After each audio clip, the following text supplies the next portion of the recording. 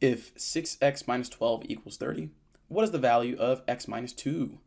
So go ahead, pause the video, give it a shot. Remember, it is non-calculator, and then press play when you're ready. So here we go.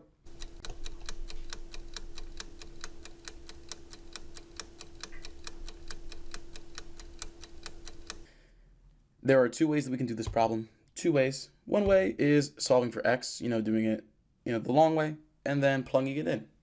Now, that way, there's nothing really wrong with that way, because watch this.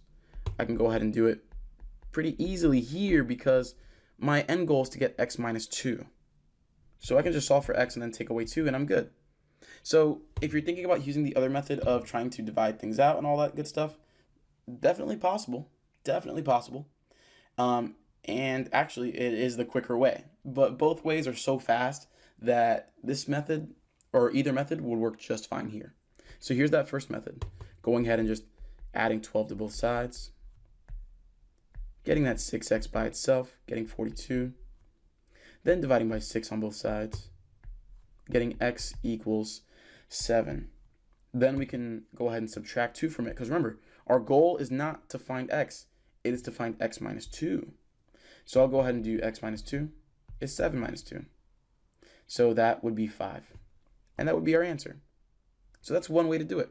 But look at all of these steps. I want you to really notice that for a second. Just take 5 more seconds to watch this video. Watch this. I'm going to change colors to blue.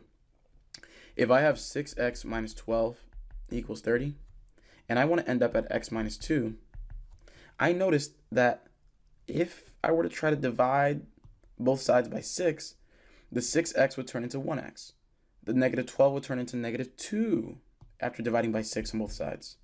So really all I got to do is divide the 30 by 6.